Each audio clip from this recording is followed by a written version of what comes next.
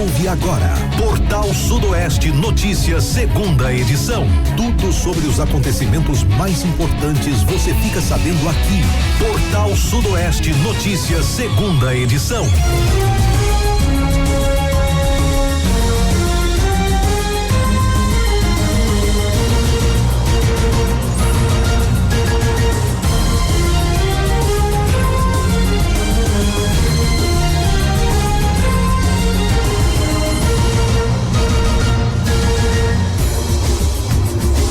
Uma excelente tarde para você ligado na Rádio Portal Sudoeste, terça-feira, 5 de maio de 2026. A partir de agora você acompanha o Portal Sudoeste Notícias, segunda edição, com as principais informações da nossa região, da Bahia, do Brasil e do mundo.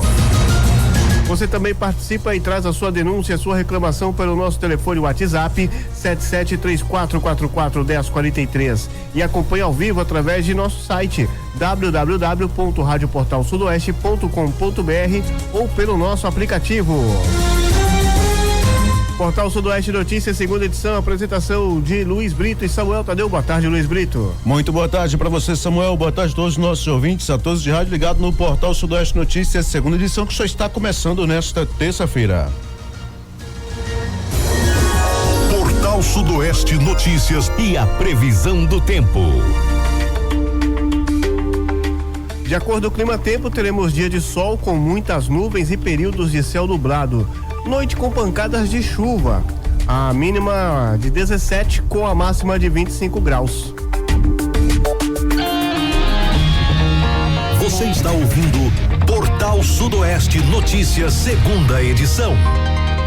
Portal Sudoeste Notícias, segunda edição, só está começando, agradecendo sempre a sua companhia, sintonia e audiência. Fique bem informado conosco a partir de agora. Lembrando que a partir de agora também você pode participar e mandar a sua denúncia, viu? A sua reclamação no nosso telefone, nosso WhatsApp 7734441043. Fique à vontade e participe por aqui, viu? 12h06, meio-dia e 6. Olha, gente, vamos começar as nossas pautas de hoje. A gente começa falando o seguinte: Polícia Militar recupera motocicleta com restrição de roubo em área de Matagal, em Brumado. Uma motocicleta com restrição de roubo foi recuperada pela Polícia Militar no final da tarde deste domingo, dia 3, no município de Brumado. A ação ocorreu por volta das 17 horas após a guarnição de rádio patrulha do 24º Batalhão ser acionada pelo Centro Integrado de Comunicações, com base nas denúncias de transuentes sobre um veículo aparentemente abandonado em uma área de vegetação às margens da Avenida Clemência Rodrigues Cardoso, no bairro Rodoviário. De posse das informações, os policiais realizaram buscas na região indicada e localizaram a motocicleta em meio ao matagal. O veículo já apresentava ausência de algumas peças. Durante a verificação dos dados identificadores, foi constatado que a motocicleta possuía restrição de furto-roubo. O veículo foi recolhido e encaminhado às autoridades competentes, onde serão adotadas as medidas cabíveis para posterior devolução ao proprietário legal. Rapaz, isso aí não perdeu a moto de tudo, né? Não perdeu de tudo. Já encontrou, né? Mesmo assim, faltando algumas peças, mas foi localizada. E agora, claro, né, vai ter um prejuízo muito grande em arrumar, em colocar as peças novamente, aquela coisa toda, mas tem sua moto aí devolvida através desta ação de transuentes aí também, né? Ou seja, desta ação do 24º Batalhão de Polícia Militar, a importância da denúncia que as pessoas têm que realizar, portanto, a PM, tá bom, gente? 24º Batalhão de Polícia Militar de Brumado divulga balanço das ações realizadas em abril de 2026. O 24º Batalhão de Polícia Militar, com sede em Brumado, apresentou os resultados das ações desenvolvidas ao longo do mês de abril de 2026 no município de Brumado e região. De acordo com o balanço, foram registradas 23 prisões em flagrante delito durante o período. As equipes também cumpriram 5 mandados de prisão e realizaram uma ocorrência com apreensão de drogas. Ainda segundo os dados, foram lavrados 5 termos circunstanciados de ocorrência. No combate à criminalidade, houve 3 apreensões envolvendo arma de fogo e simulacro. As ações policiais resultaram também na recuperação de 4 veículos e também na apreensão de outros 11. Ao todo, 32 pessoas foram conduzidas à delegacia de polícia para adoção de medidas cabíveis. O batalhão destacou que os números refletem o trabalho contínuo da corporação no reforço da segurança pública e na manutenção da ordem na região. Muito bem, ações aí, né, divulgado aí, portanto, esse balanço, né, feito aí pelo 24º Batalhão aí do município de Brumado, viu, gente? Pois é, muito importante também. Agora 12h09, meio-dia 9 de Brumado, a gente vai até Caetité. Ontem, pessoal, vou te falar uma coisa, viu? Infelizmente, uma tragédia lá no município de Caetité, né? Chocando aí não só o município, como também toda a região, infelizmente. Um grave acidente de trânsito vitimou lá uma jovem de apenas 20 anos, portanto, no município de Caetité. Vamos agora aos detalhes. Uma jovem de 20 anos morreu na tarde desta segunda-feira 4 após um sinistro de trânsito registrado na Avenida Prefeito Dácio Oliveira, no município de Caetité. De acordo com informações da 94ª Companhia Independente de Polícia Militar, a vítima foi identificada como Ana Carolina Moraes Azevedo, que conduzia uma motocicleta Honda Bis 125 no momento do acidente. Ainda segundo os levantamentos realizados no local e também com análise de imagens, a jovem teria perdido o controle da motocicleta após colidir com o meio-fio, caindo na via. Na sequência, ela foi atingida por um veículo de grande porte que trafegava pela avenida. Uma equipe do Serviço de Atendimento Móvel de Urgência esteve no local e constatou o óbito. Após o ocorrido, policiais militares realizaram diligências para identificar o veículo envolvido. A carreta foi localizada na BR-030, uma guarnição do pelotão de Lagoa Real. O motorista foi conduzido juntamente com o veículo à Delegacia de Polícia Civil de Caetité, onde foram adotadas as medidas cabíveis. O Departamento de Polícia Técnica realizou a perícia e a remoção do corpo. As circunstâncias do acidente ainda serão apuradas. Uma tragédia, um acidente muito triste, infelizmente ontem à tarde, assim que a gente teve informação desse acidente, inclusive agradecer aqui a 94ª Companhia Independente de Polícia Militar pelas informações e também até mesmo os colegas de imprensa, né? Assim que a gente teve acesso a esse vídeo, eu vou te falar a verdade, viu? Foi muito triste, muito chocante, né? Quero aqui manifestar solidariedade, inclusive aí à família, né? Aos familiares, aos amigos, porque realmente 20 anos apenas. Inicialmente a polícia divulgou que era 21 anos, mas depois foi feita a correção. Ela tem apenas 20 anos, tinha, né? Apenas 20 anos, então realmente é uma situação muito triste, muito lamentável. E aqui, Samuel Tadeu, ouvintes, a todos que estão ligados no portal Sudoeste Notícias, segunda edição. Gente, um alerta. Vocês, homens, mulheres, né? Independente de quem quer que seja, principalmente as mulheres que costumam andar aí nas motos mais menores, né? Nas motos de menos potência, que a gente costuma falar, né? Às vezes uma Honda Pop, uma Honda Bis, muito cuidado e muita atenção ao trafegar ao lado desses caminhões, ao lado dessas carretas, viu? É muito perigoso, às vezes dependendo da região ali, se torna ali um ponto cego, o condutor não tem ali realmente uma noção de que você tá do lado e pode acontecer acidente grave. No caso deste acidente aí, foi muito triste porque ela caiu do lado esquerdo, né? A moto, melhor dizendo, caiu do lado esquerdo e ela caiu pro outro lado, do lado direito, já ultrapassando o veículo e acabou realmente aí passando por cima dela e causando sua morte instantânea. Foi muito triste, inclusive vídeos, né? Circulando nas redes sociais, pessoal, vídeos de acidente, né? Os colegas de imprensa que têm a sua inteira responsabilidade já vai publicar, já faz ali a embaça, né? Ali a imagem, tudo bonitinho, mas tem gente que coloca do mesmo jeito que foi divulgado. Gente, pelo amor de Deus, tenha bom senso, né? A família está sofrendo muito nesse momento. 20 anos somente essa jovem, infelizmente, perdeu a vida de forma trágica, tá bom? Então, outra coisa que eu quero aqui chamar a atenção aqui das autoridades, tá na hora de providenciar anel viário para Caetité. Tá na hora de providenciar anel viário para Caetité, inclusive aí todo mundo batendo nessa tecla, não é um, não é mais dois, não é dois, não é três, não é mais um acidente que acontece em Caetité, não. São inúmeros acidentes, lembrando outro dia lá, se não me engano, parece que foi um caminhão ou foi uma van, não me recordo que veículo que foi, perdeu os freios, invadiu, parece com uma farmácia, não me lembro agora qual foi o veículo, então assim, precisa se tirar esse trânsito pesado do centro da cidade. Eu notei inclusive que essa avenida aí, viu, Samuel e ouvintes, parece que é bem limitada, bem apertada. Os outros veículos estavam estacionados, a carreta foi passando, eu acho que é uma rodotrem, se eu não estou enganado, pelas imagens aí que a gente pôde identificar, não entendo muito de carreta, mas de imediato, assim que eu percebi o acidente, percebi também que o local é muito estreito. Então assim, vamos dar um jeito aí de ou tirar esse meio fio que tem aí e colocar a faixa, é melhor, né? Com a faixa ali divisora, porque o meio fio já parece que por si só já ocupa muito espaço, ou pegar e tirar esse trânsito pesado pesado de dentro da cidade. Coloque aí um anel viário, alguma coisa, porque dá pra poder fazer. Eu vivo batendo nessa tecla. Anel viário em Livramento já era pra ter tido, já era pra ter acontecido, o novo parque tá aí pra poder ir atrás. E outra coisa, além do anel viário em Livramento, tem que ter também em Caetité. Trânsito de Caetité é terrível, não sei qual é a região que tem uma descida lá tremenda, que quando os veículos perdem os freios, vai cair lá dentro dos comércios, lá invade casa, o negócio é feio. Então, gente, pelo amor de Deus, quantas pessoas vão precisar morrer mais? Né? Não dá pra poder aceitar um negócio desse, não. E não foi só esse não, viu?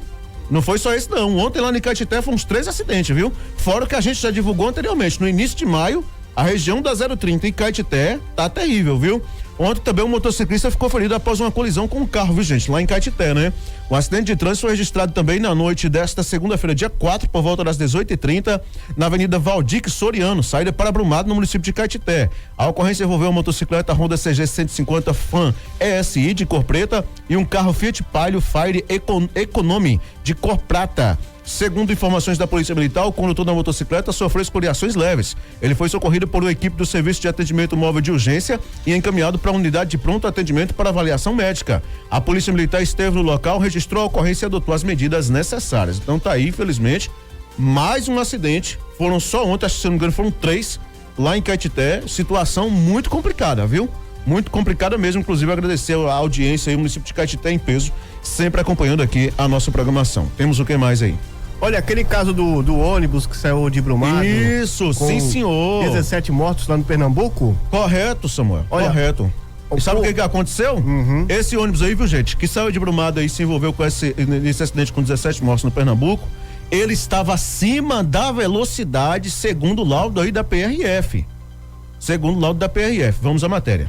Um laudo da Polícia Rodoviária Federal concluiu que o excesso de velocidade foi o principal fator responsável pelo acidente com o ônibus que deixou 17 mortos no dia 17 de outubro de 2025 na BR-423, na Serra dos Ventos, na zona rural de Saloá. As informações são do site G1. De acordo com o documento, o veículo trafegava a cerca de 90 quilômetros em um trecho de descida com curva acentuada, onde a velocidade considerada segura seria de no máximo 60 km por hora. A condição tornou impossível manter o controle da direção. Além da velocidade incompatível com a vida, o laudo apontou outros fatores que contribuíram para o sinistro, como falhas na sinalização da rodovia e possível fadiga do motorista. A análise foi baseada em dados do tacógrafo, inspeção do veículo e levantamentos técnicos no local. Segundo o chefe do policiamento e fiscalização da Polícia Rodoviária Federal em Garanhuns, Luciano Holanda, o excesso de velocidade foi determinante para o acidente. O excesso de velocidade foi, sim, o fator predominante para a ocorrência, porém, as razões pelas quais o condutor empregava a velocidade acima do limite não são conhecidas pela Polícia Rodoviária Federal. Esse documento não tem o objetivo de identificar os culpados e sim as causas do acidente. Após a conclusão da investigação, a Polícia Civil serão dadas as medidas necessárias, afirmou. A perícia também identificou deficiência na sinalização do trecho. A única placa de limite de velocidade estava localizada em uma área urbana sem validade para o ponto do acidente e a marcação no asfalto indicando 50 km por hora. Estava desgastada, dificultando a visualização, principalmente à noite. Além disso, não havia placas suficientes alertando sobre curvas acentuadas ou sinuosidade da pista, apesar das características críticas da Serra dos Ventos. Em relação ao veículo, não foram encontrados indícios de falha do sistema de freios durante a análise inicial, embora a conclusão definitiva ainda dependa do laudo do Instituto de Criminalística de Pernambuco. O fator humano também foi considerado relevante. O motorista dirigia há mais de 4 horas sem realizar pausa obrigatória de 30 minutos, o que pode ter contribuído para a fadiga. Embora o tempo excedido tinha sido relativamente curto, ressalta-se a importância do intervalo de descanso, especialmente em viagens longas, nas quais a fadiga pode comprometer significativamente a capacidade de reação, destacou o laudo. Outro ponto destacado foi a não utilização de cintos de segurança pelos passageiros, apesar de o ônibus possuir o equipamento. Muitos dispositivos estavam embutidos nos bancos e não eram utilizados, o que contribuiu para a gravidade das lesões, já que vários ocupantes foram arremessados dentro e fora do veículo. O acidente ocorreu por volta das 19h40 no quilômetro 127 da rodovia. O ônibus havia sido fretado por uma empresa de Brumado e transportava passageiros que retornavam de compras no polo de confecções de Santa Cruz do Capibaribe. Obrigado. Segundo a Polícia Rodoviária Federal, o veículo saiu da pista, entrou na contramão e atingiu rochas às margens da rodovia. Em seguida, o motorista conseguiu retornar à pista, mas colidiu com um barranco de areia, ocasionando o tombamento. Havia pelo menos 40 pessoas no ônibus, número superior ao previsto no contrato de fretamento. e 5 ocupantes foram arremessados antes mesmo do tombamento. Ao todo, 17 pessoas morreram. Os 2 motoristas que se revezavam na condução sobreviveram.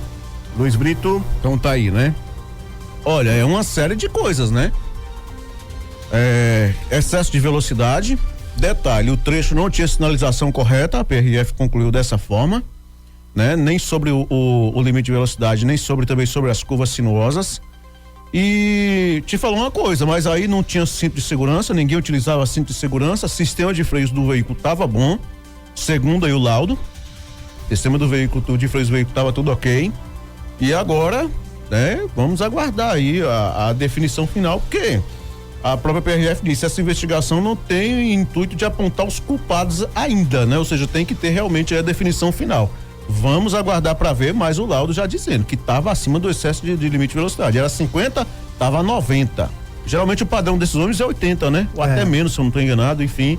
Infelizmente estava aí a 90, né? 91 ônibus desse aí, se você tiver de moto ou de carro para você acompanhar, meu irmão, eu te falo a verdade, viu? É uma velocidade tremenda, né? Mas tá aí toda essa situação e vamos aguardar, então. O motorista também dirigia há mais de 4 horas sem realizar uma pausa obrigatória. A PRF disse que dirigia mais de 4 horas sem realizar uma pausa obrigatória e tal, beleza. Só que eu vou te dizer um negócio, quantas horas são realmente mesmo para realizar essa pausa?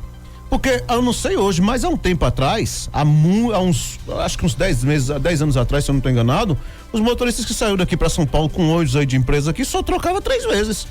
Era 8 horas dirigindo, 24 horas de viagem. Isso era 24 horas.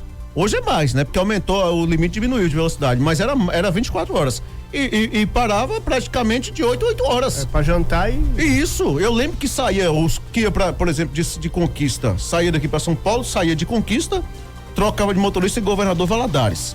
Aí entrava outro em Governador Valadares, ia até, se eu não me engano, Paraíba do Sul. Depois entrava outro em Paraíba do Sul, para depois já chegar em São Paulo. Quer dizer, era 3 condutores.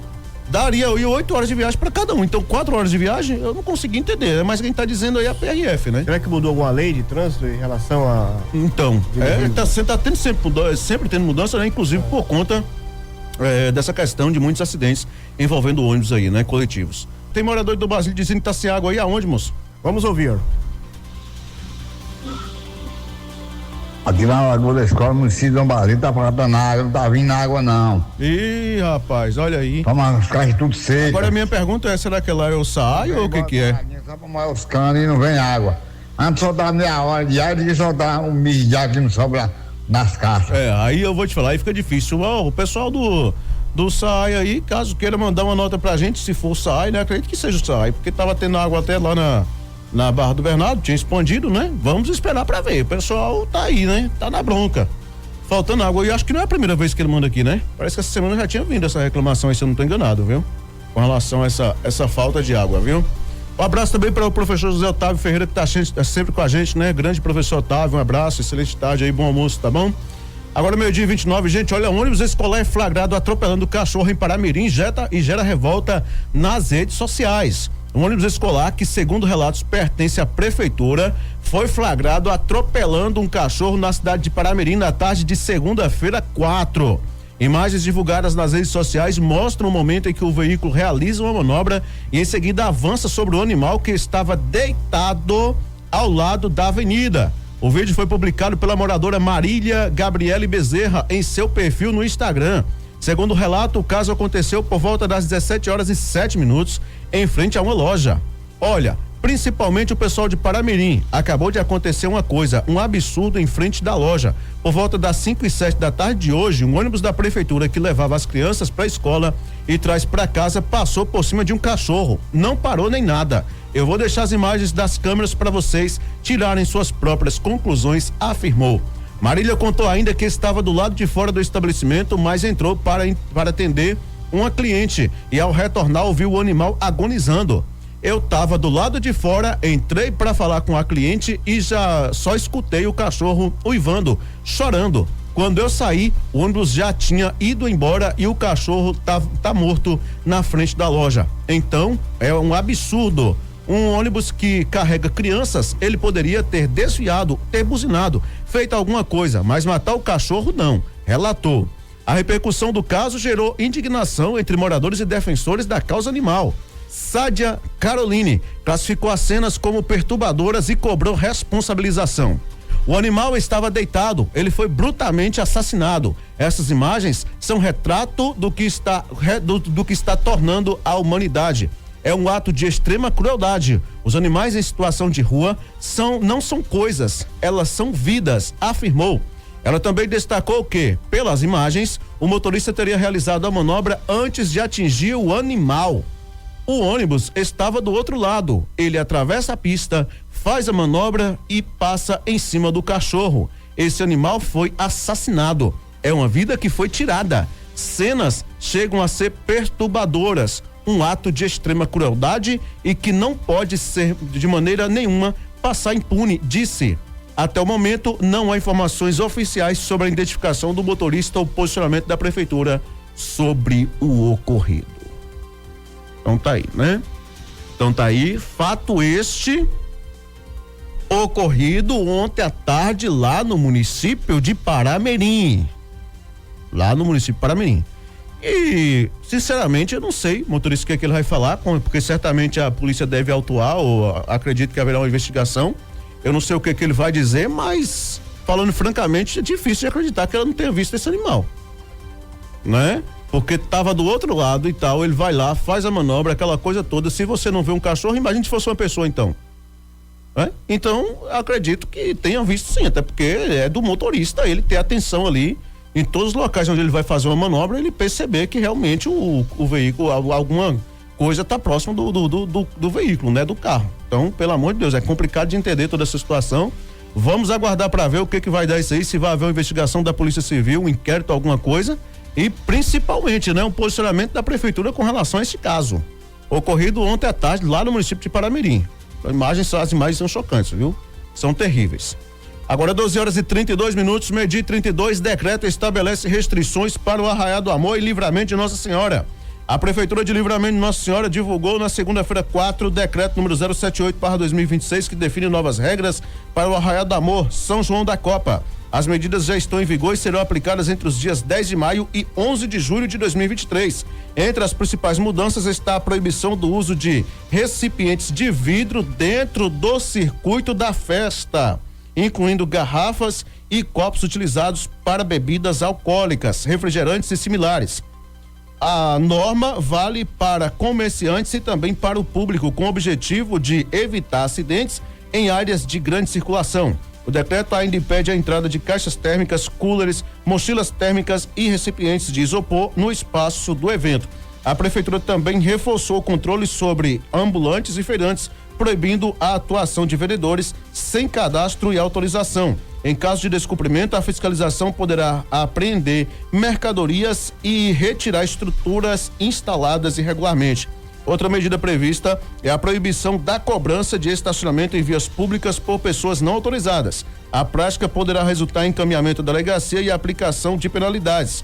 A fiscalização será realizada por equipes municipais e da vigilância sanitária com apoio da Polícia Militar. As sanções incluem multa, interdição de estabelecimentos, apreensão de produtos e suspensão temporária de licenças conforme a legislação vigente. Essa mesma medida foi tomada pela Prefeitura de Dom Basílio na festa de 63 anos de aniversário do município. E gerou críticas, né?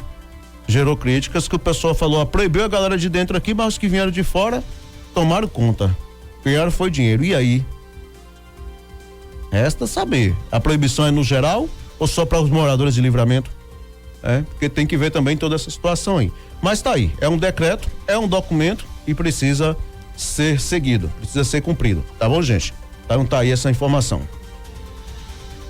Romaria do Terço dos Homens reúne milhares de fiéis e abre calendário religioso em Bom Jesus da Lapa. A 12ª edição da Romaria do Terço dos Homens reuniu milhares de fiéis entre a última sexta-feira, dia 1º, e o sábado, dia 2, no Santuário do Bom Jesus da Lapa, no Oeste Baiano. O evento marcou a abertura oficial do calendário anual de grandes romarias da cidade, reconhecida como um dos principais destinos de turismo religioso do país. A programação contou com missas, procissões, confissões, momentos de espiritualidade e também a tradicional reza do terço mariano. O encontro atraiu participantes de diversas regiões do Brasil, todos vinculados ao movimento do Terço dos Homens, que vem se consolidando e ampliando sua presença nas comunidades católicas, já consolidada no calendário religioso local. A romaria reforça o crescimento do movimento e evidencia a forte mobilização dos fiéis em torno da prática da oração. Durante os 2 dias de celebração, o município registrou aumento significativo do fluxo de visitantes, o que refletiu diretamente no aquecimento do comércio e das atividades ligadas ao turismo religioso. Com o encerramento da romaria, a cidade de Bom Jesus da Lapa dá início à temporada de eventos religiosos, que se estende ao longo do ano com outras celebrações tradicionais que atraem peregrinos de diversas partes do país. Muito bem, então tá aí, né? Capital da fé, sempre muito movimentada, e a cidade de Bom Jesus da Lapa, lá no oeste da Bahia, né? Muito bacana. Olha, Samuel e ouvintes, ontem um avião de pequeno porte caiu lá em Belo Horizonte. Você viu essas imagens? O que mais me impressionou foi a estrutura do prédio, né? A estrutura do prédio é outra coisa. O Globocop, né, que é o helicóptero da Rede Globo, filmar, né, em tempo real ali aquela queda, né? Foi realmente terrível. Olha, sabe o que que acontece? O piloto do avião, desse avião que caiu lá em Belo Horizonte, morava, sabe onde? Vitória da Conquista? Vitória da Conquista, exatamente. Vamos aos detalhes. O piloto do avião monomotor de pequeno porte que caiu e bateu em um prédio residencial em Belo Horizonte, nessa segunda-feira 4, morava em Vitória da Conquista, no sudoeste da Bahia. Ele morreu no local. A vítima é um dos 3 mortos no acidente e foi identificada como Wellington de Oliveira Pereira, de 34 anos. Ele era natural de Colorado, no norte do Paraná. Ainda não há informações sobre o velório e o enterro do piloto. Ele deixou uma esposa e um filho. O acidente foi registrado pelo Globocop. Na ocasião, o piloto levava 4 empresários do ramo de tecnologia e seguia para São Paulo após uma parada na capital mineira. Entre os passageiros estavam Fernando Moreira Souto, Leonardo Bergagnoli, né? Também o Arthur Schaper Bergagnoli e o Emerson Cleito Almeida Souto, né? E vamos entender quem eram eles? Olha, é o seguinte, viu? No caso aí do Fernando, né? Moreira Souto, estava no banco do piloto e, assim como o piloto, também morreu no local. Era filho do prefeito da cidade de Jequitinhonha, em Minas Gerais, e tinha 36 anos. O Leonardo Bergagnoli, né, é empresário de 50 anos e foi socorrido em estado grave e levado ao hospital, mas não resistiu aos ferimentos e morreu no fim da tarde de segunda-feira. O Arthur Schaper Bergagnoli é filho de Leonardo Bergagnoli e tem 25 anos. O jovem foi encaminhado em estado grave ao hospital João 23. Emerson Cleiton Almeida Souto, né? Também é uma das vítimas, ele tem 53 anos e foi encaminhado em estado grave ao hospital também João 23. O acidente aconteceu minutos depois da aeronave levantar voo no aeroporto de Pampulha, né? No aeroporto da Pampulha. O avião perdeu altitude e bateu entre o 3º e o 4º andar do prédio, atingindo a área das escadas e depois caiu no estacionamento do imóvel. Nenhum morador ficou ferido. De acordo com o Corpo de Bombeiros de Belo Horizonte, a tragédia podia ser ainda maior se o avião tivesse atingido as laterais do prédio, pois havia residências ocupadas. Todos os moradores foram retirados do prédio pelos bombeiros.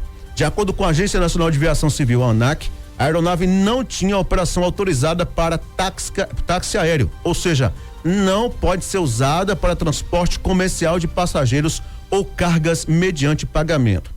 A Força Aérea Brasileira, FAB, informou que investigadores do Centro de Investigação e Prevenção de Acidentes Aeronáuticos, o CENIPA, foram acionados para apurar as causas do acidente. Então tá aí, esse acidente ocorrido ontem lá, né, em Belo Horizonte. Uma coisa me chamou a atenção nesse acidente, viu, Samuel, Tadeu e ouvintes, é que não explodiu, né? A gente não viu nada, fumaça, fogo, alguma coisa. A gente não sabe se pode ter sido uma pane seca, né? Alguma coisa do tipo, não sei, né? Eu sei que geralmente quando cai nesses aviões, principalmente de pequeno porte, a gente já vê logo uma explosão ou fumaça, alguma coisa do tipo, e nesse aí não teve, né? Mas lembrando aqui, apenas uma suposição. A gente não pode dizer o que foi que aconteceu, o que não aconteceu, porque isso aí ficará a cargo da ANAC, né? E também do CENIPA, para realmente investigar e saber o que pode ter causado esse acidente. Mas fato é que morreram essas pessoas, portanto, né? O piloto que portanto morava lá em Vitória da Conquista, né? Aqui em Vitória da Conquista. E um detalhe que me chamou a atenção no fim dessa matéria, não tinha autorização para voos comerciais. Este avião, portanto, que caiu lá. tá bom? Segundo aí as informações, né, publicadas pelo G1 da Bahia, tá bom? Diga, Samuel. Então, você pode participar pelo nosso WhatsApp 7734441043, né? E o pessoal tá mandando mensagem aqui, né? Em relação ao acidente lá com o cachorro lá em Paramirim, né? Estão mandando aqui, boa tarde. Querido, matar um animal é crime. Pode pegar até 3 anos ou mais, né, de prisão. Só maltratar já é crime, né? Agora quando morre pode ter a pena aumentada em 1/3, né?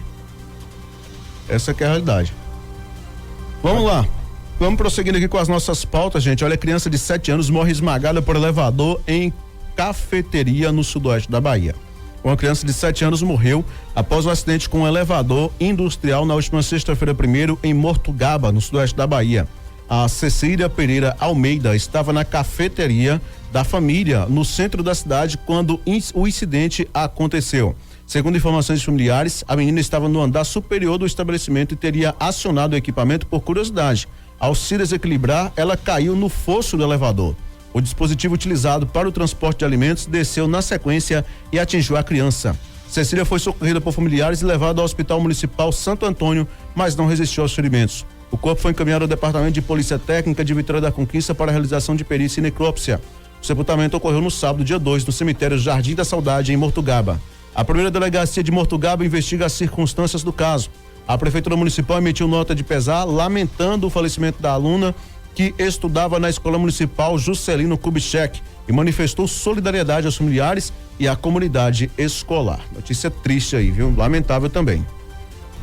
Anvisa autoriza a produção nacional da vacina contra a chikungunya.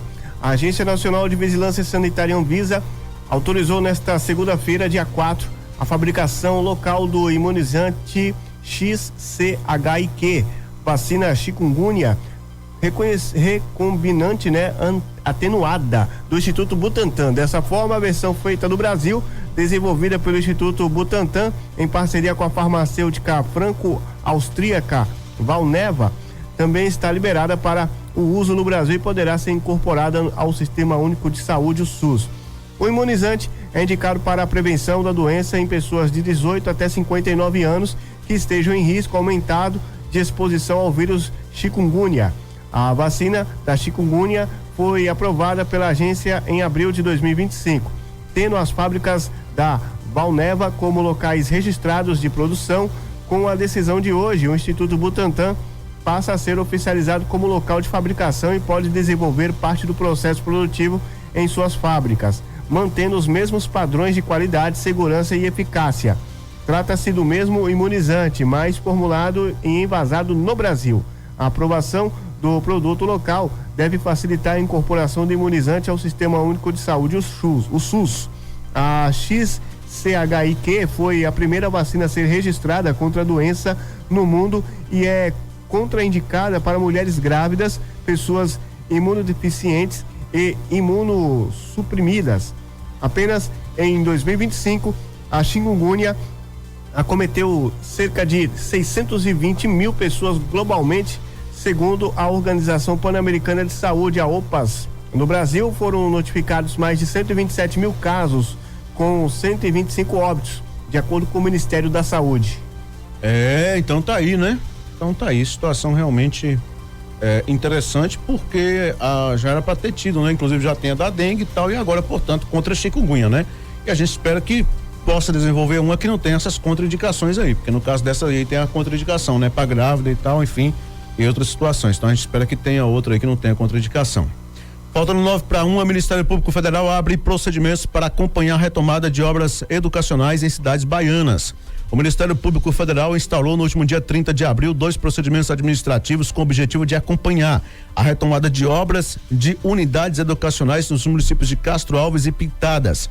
As medidas foram formalizadas pela Procuradora da República, Ludmila Vieira de Souza Mota, e tem como foco a fiscalização da aplicação de recursos federais destinados à conclusão de construções paralisadas ou inacabadas no âmbito da educação básica profissionalizante. De acordo com dados do Sistema Integrado de Monitoramento, a execução do controle do Ministério da Educação, CIMEC, os empreendimentos nos 2 municípios constam atualmente com status de em execução.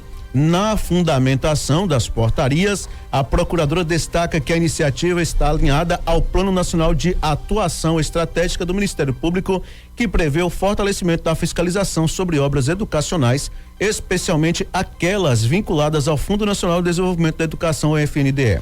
O objetivo, conforme o documento, é averiguar concretamente as condições e possibilidades de retomada das obras. O Ministério Público Federal ressalta que o acompanhamento institucional é fundamental para evitar a liberação de novos recursos a municípios que ainda não concluíram obras anteriormente iniciadas. Segundo o órgão, a situação pode comprometer o direito à educação de milhares de crianças. Os procedimentos foram registrados na modalidade de acompanhamento de políticas públicas, conforme previsto na resolução número 174/2017 do Conselho Nacional do Ministério Público e estão vinculados à primeira Câmara de Coordenação e Revisão do Ministério Público Federal, responsável por temas relacionados a direitos sociais e fiscalização de atos administrativos. Então tá aí, né? O Ministério Público Federal tá de olho, viu? Tá acompanhando. PRF registra aumento de sinistros durante a operação do Dia do Trabalho 2026 na Bahia. A Polícia Rodoviária Federal na Bahia reforçou sua atuação durante a operação Dia do Trabalho 2026, realizada entre quinta-feira e 30 de abril e domingo, dia 3 de maio, com foco na preservação de vidas e na promoção de um trânsito mais seguro nas rodovias federais do estado. O aumento das atividades operacionais refletiu diretamente nos números de fiscalizações. Ao todo, 6.657 pessoas foram abordadas, um crescimento de aproximadamente 72% em relação a 2025, quando foram registradas 3.859 fiscalizações. O número de veículos abordados também apresentou alta, passando de 3.309 para 5.594, o que representa um aumento de 69%. No combate à alcoolemia ao volante, foram realizados 4.510 testes, cerca de 76% a mais no ano anterior, quando foram contabilizados 2.567. As ações voltadas aos motociclistas também foram intensificadas, com 1.235 motocicletas fiscalizadas frente a 728 em 2025, um aumento de 69%. Como resultado da maior presença nas rodovias, o total de autos de infração chegou a 2.982, somando registros com e sem abordagem, o que representa um crescimento de aproximadamente 52% em comparação a 2025, quando foram registradas 1.966 atuações. No que diz respeito à sinistralidade, foram registrados 52 sinistros de trânsito às rodovias federais da Bahia durante o feriado, sendo 24 considerados graves. Ao todo, 58 pessoas ficaram feridas e 15 morreram. No mesmo período de 2025, haviam sido contabilizados 37 sinistros, sendo 13 graves, com 45 feridos e 7 mortes. As ocorrências se concentraram principalmente nas rodovias BR-324, BR-116 e BR-101. Entre os municípios com maior número de registros estão Feira de Santana, Salvador e São Sebastião do Passé. Entre as principais causas identificadas permanecem comportamentos de risco por parte dos condutores, como acessar a via sem observar outros veículos, ausência de reação, falta de distância de segurança, mudanças de faixa indevidas, reação tardia em casos relacionados à ingestão de álcool. Durante o período, a PRF também realizou a Operação Duas Rodas entre terça-feira, dia 28 de abril e sexta-feira, dia 1º de maio, voltada à fiscalização de motocicletas, categorias com elevada participação em sinistros graves no estado. A ação foi concentrada na região da Unidade Operacional de Ribeira do Pombal, alcançando também os municípios de Nova Soure, Cipó e Tucano. Nesses locais, especialmente em trechos próximos a áreas urbanas, as equipes atuaram no combate às irregularidades recorrentes, como condução por pessoas não habilitadas, o não uso do capacete e outras condutas de risco, Luiz Brito. Rapaz, infelizmente o pessoal ainda insiste, né, na irregularidade. É situação lamentável, né, mas então a PRF registrando esse aumento de sinistros aí durante o Dia do Trabalho, né? feriado do Dia do Trabalho, feriado prolongado no último final de semana, né? Vamos lá, gente. Suspeito de feminicídio é preso em flagrante após ação integrada entre Polícia Civil e Militar em Jequié.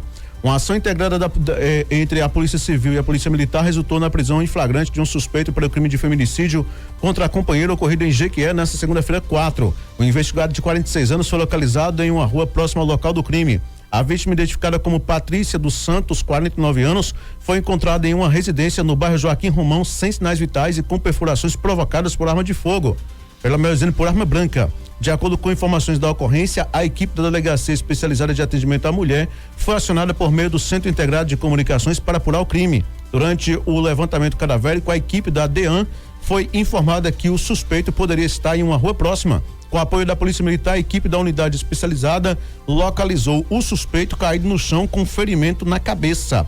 A equipe do SAMU foi acionada e conduziu o homem para a unidade hospitalar, onde permanece sob cuidados médicos e custódia policial. Guias para remoção do corpo e perícia foram expedidas conforme procedimentos legais, né? E o conduzido permanecerá à disposição do Poder Judiciário. Matou a mulher a facadas, viu? Matou a facadas, infelizmente, né? E agora o que se espera é que esse camarada fique preso, né? E que pague pelo seu crime. Situação realmente lamentável, ocorrida ontem lá no município de Jequié. A gente segue por aqui com mais notícias. Acordo estabelece medidas de segurança e preservação no Santuário de Bom Jesus da Lapa. Um acordo firmado entre o Ministério Público do Estado da Bahia e a Prefeitura de Bom Jesus da Lapa e a ministra diocesana local vai estabelecer novas medidas de segurança e preservação no Santuário de Bom Jesus da Lapa. A assinatura está prevista para esta quarta-feira, dia 6. A celebração do acordo será realizada na sede do Ministério Público da Bahia, no Centro Administrativo da Bahia, o CAB, com mediação do Centro Autocomposição de Construção de Consensos, o COMPOR, e também a presença do Procurador-Geral de Justiça, Pedro Maia, além de representantes da Prefeitura e da Diocese. O documento prevê ações voltadas à gestão de riscos, incluindo intervenções em imóveis situados em áreas consideradas vulneráveis, além da implantação de um programa contínuo de avaliação e monitoramento geológico.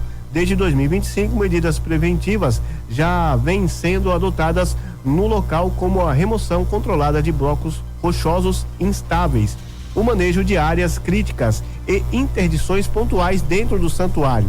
As ações têm como objetivo garantir a segurança dos romeiros, também visitantes e trabalhadores, além de preservar o patrimônio histórico e religioso.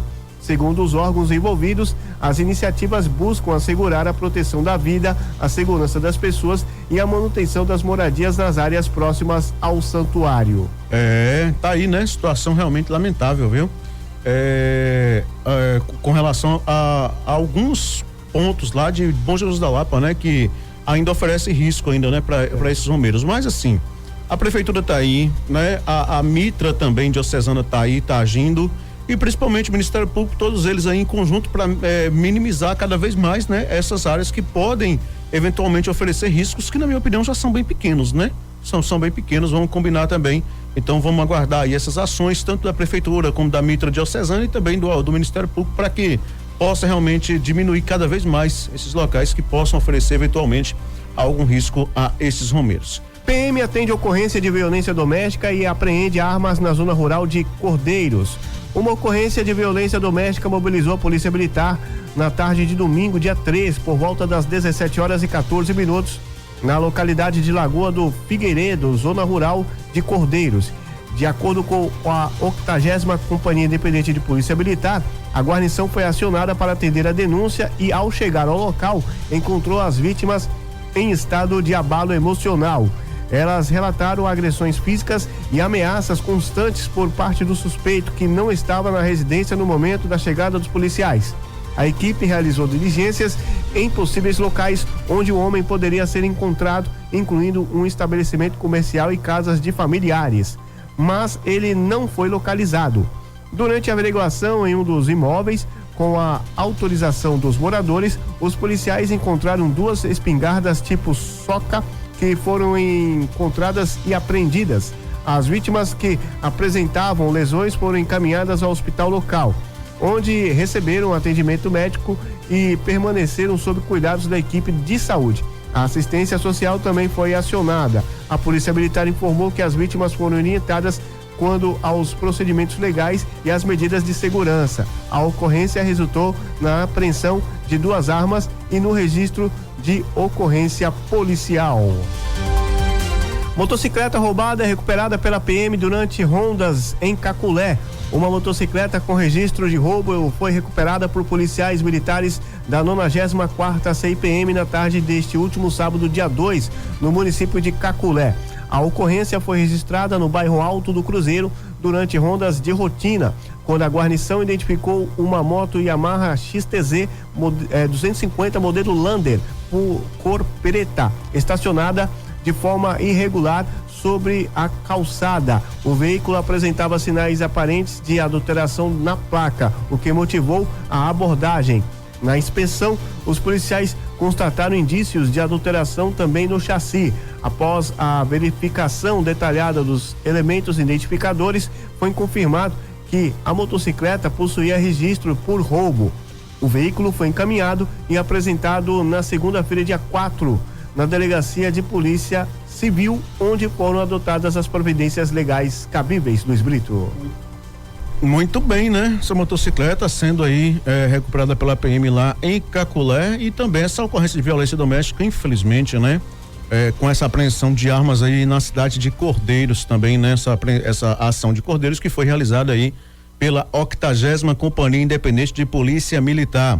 Agora 1h08, 1h08, vamos ao município novamente de Caetité falar o seguinte, gente, que o município de Caetité mantém a operação da unidade de urânio após aval nuclear, viu? A Autoridade Nacional de Segurança Nuclear renovou em 16 de abril de 2026 as autorizações para a operação permanente de 2 instalações estratégicas do setor nuclear brasileiro. As licenças foram concedidas à unidade de concentração de urânio localizada em Caetité e à fábrica de combustível nuclear, reconversão e pastilhas, situada em Resende. Ambas pertencem às Indústrias Nucleares do Brasil, a INB, e integram etapas do ciclo de combustível nuclear. A decisão foi baseada em análises técnicas conduzidas pela área responsável pelo licenciamento de instalação do setor, segundo portanto, né, a Agência Nacional aí de Agência Nuclear, viu? O processo incluiu avaliações de segurança histórico operacional e cumprimento das exigências regulatórias. A unidade de Caetité é a única em operação na América Latina dedicada à mineração e concentração de urânio. Já a planta de Resende atua na produção de combustível nuclear utilizado nas usinas Angra 1 e Angra 2. De acordo com o órgão regulador, as renovações confirmam que as instalações atendem aos padrões nacionais e às diretrizes internacionais estabelecidas pela Agência Internacional de Energia Atômica, né? Com a medida, as unidades seguem autorizadas a operar, mantendo atividades consideradas estratégicas para o abastecimento energético e para a autonomia do ciclo nuclear brasileiro. Então, a Autoridade Nacional de Segurança Nuclear, né, a ANSN, renovou aí dia 16 de abril essas autorizações para a operação permanente das 2 instalações estratégicas do setor nuclear brasileiro, né? Tanto a de Resende como também aí a de Caetité. Estudante é encontrada com faca dentro de escola na zona rural de Guanambi. Uma ocorrência envolvendo uma adolescente de 14 anos mobilizou a Polícia Militar na manhã de segunda-feira, dia 4, por volta das 9 da manhã, em uma escola municipal no distrito de Morrinhos, zona rural de Guanambi. Segundo o 17º Batalhão, a guarnição foi acionada para averiguar a informação de que um aluno estaria com posse de uma arma branca. Ao chegar à unidade, os policiais constataram que a direção já havia recolhido o objeto. Em relato à equipe, a estudante informou que levava a faca como forma de se defender de outra colega também de 14 anos, com quem já havia tido desentendimentos anteriores, incluindo episódio de agressão física. O Conselho Tutelar foi acionado e orientou a escola a registrar formalmente o ocorrido para as providências necessárias. A Polícia Militar também orientou a unidade escolar a entrar em contato com os responsáveis e também com a Secretaria de Educação. Olha só que caso, hein? É situação lamentável tudo isso aí, né? Situação lamentável. Agora, ô Samuel e ouvintes, essa questão de alunos que entram aí com faca dentro de escolas na Bahia é uma situação muito complicada para se analisar e se comentar. Porque a gente fala sempre aqui que poderia ter aí detector de metais, inclusive muitas escolas hoje Brasil afora já instalaram, né? Tudo bem. Mas no caso, por exemplo, de não ter detector de metal, essa questão, por exemplo, de fazer uma revista na bolsa das estudantes, seria algo aí muito constrangedor. Vamos colocar assim, né? Principalmente quando se trata de alunas menores, né? Ali de 14, 15, 16 anos, porque são situações lamentáveis. Às vezes ela vai levando ali um absorvente, alguma coisa mais íntima na bolsa, então você vai fazer uma vistoria, você vai acabar realmente ali deixando ela numa situação bem delicada. Mas assim, uma coisa é certa, essa questão do detector de metais, entre outras coisas, né? Aí nas nossas escolas do Brasil, não digo nem a nível de região nem da Bahia, a nível de Brasil, já é uma realidade que infelizmente vai ter que ser colocada em prática, em ação, devido aí até por conta desse número, nesse crescente número de ataques em escolas e tal, violências em instituições de ensino, entre outras coisas que infelizmente vem acontecendo no Brasil afora, né? Então essa estudante, ela foi flagrada com essa faca na escola, inclusive relatando que pretendia aí se defender aí, né? De outra colega também de 14 anos que já havia aí, com quem já havia tido aí um desentendimento, né? Desentendimentos anteriores, inclusive episódios de agressão física. Ou seja, situação bem complicada mesmo, e não foi, a gente traz uma notícia dessa aqui, geralmente com relação à escola na zona rural de Guanabi. Eu não sei se é a mesma escola, mas não foi, parece que tá virando rotina esses episódios acontecendo lá na zona rural de Guanabi. Tem uma escola lá que eu vou te falar a verdade, a PM já até disse que realmente a situação é bem complicada, um pouquinho complicada lá, né? Mas o pessoal tá agindo aí, que bom que foi rápido, né? Para poder agir com relação a isso aí. Complicado, viu? Algo pior poderia ter acontecido, né? Agora 1h14. PM apreende carro com restrição de roubo durante rondas em Caculé. Um veículo com restrição de furto-roubo foi recuperado por policiais militares da 94ª Companhia na tarde desta segunda-feira 4, no município de Caculé. A ocorrência foi registrada durante rondas de rotina, quando a guarnição identificou um Volkswagen Fox de cor preta estacionado em via pública nas proximidades de uma unidade de saúde, apresentando indícios de adulteração. Durante a fiscalização foram verificadas irregularidades nos elementos identificadores do veículo, como chassi e motor. Após análise detalhada, os policiais confirmaram que o automóvel possui a restrição de furto-roubo registrada em outro estado. O condutor e o veículo foram encaminhados à Delegacia de Polícia Civil de Caculé, onde foram adotadas as medidas cabíveis. É mais um veículo aí, portanto, apreendido pela 94ª Companhia Independente de Polícia Militar, desta vez aí no município de Caculé. Vamos voltar a falar de Guanabi, né? Porque um homem identificado como o Birajara Nunes dos Santos, de 64 anos, morreu na noite do último sábado, dia 2, dentro de uma cela da Delegacia Territorial de Guanambi, no sudoeste da Bahia, após se envolver em um acidente de trânsito e se apresentar espontaneamente à unidade policial. De acordo com informações, o Birajara conduzia um veículo modelo Space Fox quando colidiu com o automóvel HB20S na Avenida Deputado Idevaldo, né, Alves Boa Sorte, no bairro Liberdade, em um trecho que dá acesso ao distrito de Seraíma, né? No outro veículo estava um Cléston Nogueira Teixeira, de 42 anos, a esposa e a filha, que não sofreram ferimentos, apesar dos danos materiais registrados. Após a colisão, o motorista deixou o local sem prestar socorro, mas compareceu pouco depois à delegacia. Durante o atendimento policial, policiais identificaram os sinais evidentes de embriaguez. Diante da situação de flagrante, ele foi atuado por embriaguez ao volante e outras infrações que seriam analisadas pela autoridade policial, sendo colocado em custódia provisória. O coordenador da 22ª Coordenadoria Regional de Polícia do Interior, a Corpim, Zanderlan Fernandes, afirmou que o procedimento seguiu a legislação. Qualquer pessoa em situação de flagrante é submetida ao cárcere. A embriaguez foi devidamente comprovada por meio de registros e observações dos investigadores, declarou. Ainda segundo o delegado, durante os procedimentos na unidade, o Birajara passou mal e foi encontrado sem vida dentro da cela. Uma equipe de serviço de atendimento móvel de urgência, o SAMU, foi acionado e confirmou o óbito no local. As informações preliminares indicam, né, que a causa da morte pode ter sido por um infarto, mas a confirmação dependerá do laudo de necrópsia. O SAMU apontou inicialmente a possibilidade de infarto, mas precisamos do resultado técnico do exame para confirmar a causa, destacou o coordenador. O corpo foi encaminhado ao Instituto Médico Legal de Guanabi e o caso segue sob apuração, Luiz Brito. Muito bem. Agora aguardar, né?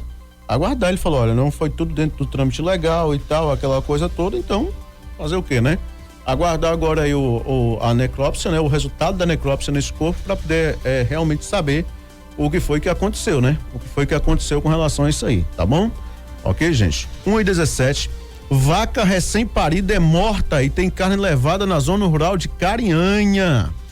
Uma vaca recém-parida foi abatida e teve parte da carne levada por criminosos no povoado de Barrinha, zona rural de Carinhanha. O crime ocorreu na última sexta-feira, primeiro, por volta das 16 horas, nas proximidades do lixão da comunidade. De acordo com o proprietário do animal, o Iris Ramon, ele só percebeu a situação ao ir ao pasto para alimentar o gado. Ao notar a ausência de uma das vacas, iniciou buscas e encontrou já morta com sinais de abate. Segundo ele, o animal foi morto a tiros e em seguida sangrado pelos autores do crime. Ainda conforme Ramon, foram retiradas as partes com maior quantidade de carne, como traseira e parte da pá. Ele destacou que a vaca havia parido recentemente, o que aumentou ainda mais sua indignação. O caso foi registrado na Delegacia de Polícia Civil, que ficará responsável pela investigação. Mesmo modo operandi, viu? Recentemente teve um caso desse aí em Brumado. Você lembra? Lembra ou não? Agora, recentemente, há poucos dias. Repercutiu muito aí, eu não sei se foi, agora eu me esqueci o nome da localidade, foi lá depois do São Sebastião um pouquinho, não sei se foi na Ventania ou se foi naquelas imediações ali, não sei se foi no Barreiro, algum local ali, entraram na propriedade do rapaz lá também, né, do moço, e matou também a vaca e só tirou a parte de trás, a parte, né, da onde tem mais carne ali e tal, carregou, deixou o resto do animal lá. Isso porque ele chegou a tempo e os camaradas, deram linha. Então, o mesmo modo operandi e tá fácil da Polícia Civil identificar essa galera aí, viu? Pode ser que esses mesmos camaradas que tenham entrado, né, lá, pode ser que os mesmos que tenham entrado em Brumado também tenham entrado em Carinhanha, vai saber, né? É longe? Mas não duvide não, viu?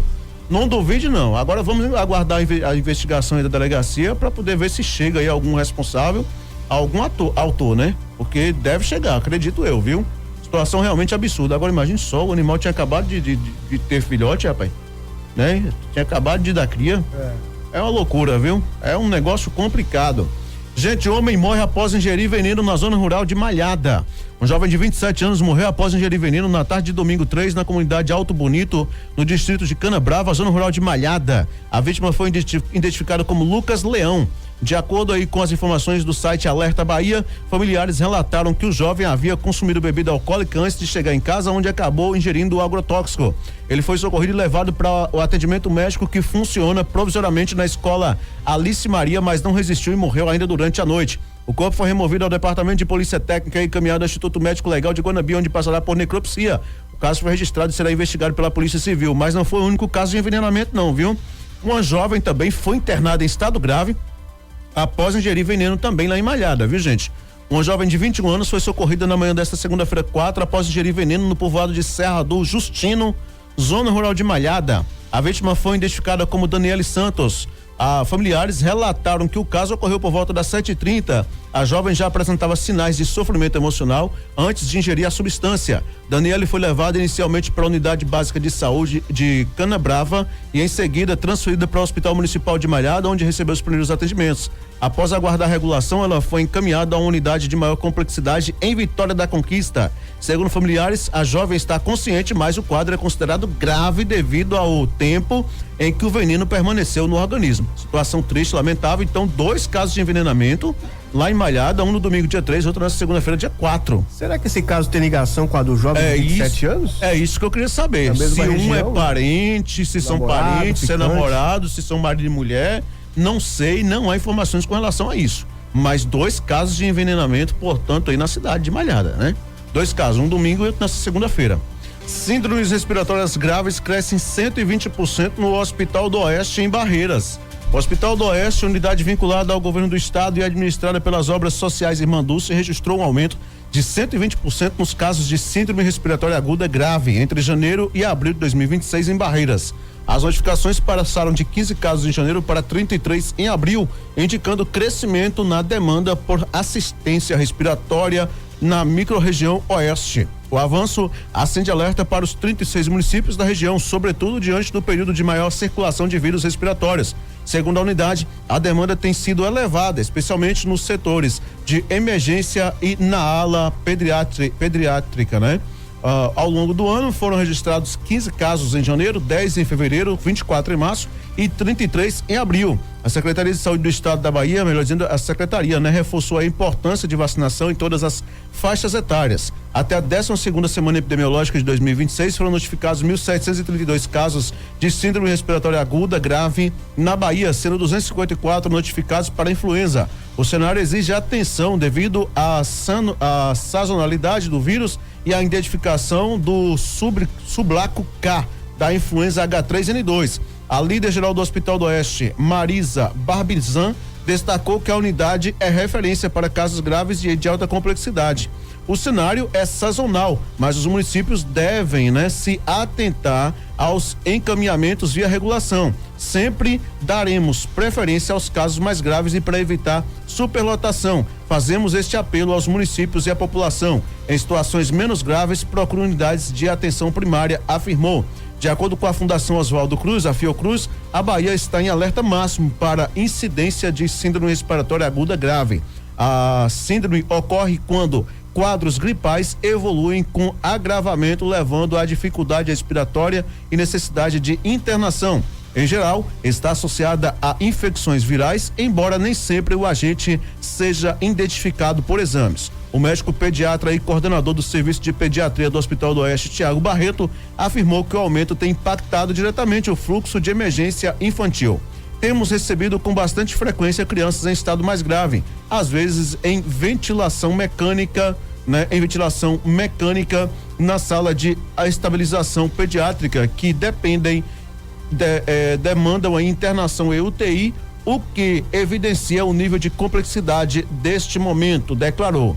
Ele reforçou que o serviço deve ser procurado prioritariamente por pacientes em estado grave que necessitam de atendimento de urgência. Então tá aí isso com os dados lá, portanto, da CESAB sobre o Hospital do Oeste lá em Barreiras. Com esta informação, a gente vai encerrando por hoje o Portal Sudoeste Notícias, segunda edição desta terça-feira. Agradecendo sempre a sua companhia, sintonia e audiência. Mais informações você encontra acessando o nosso site www.radioportalsudoeste.com.br. Samuel Tadeu para você, para todos os nossos ouvintes, excelente tarde e até amanhã. Você ouviu Portal Sudoeste Notícias, segunda edição.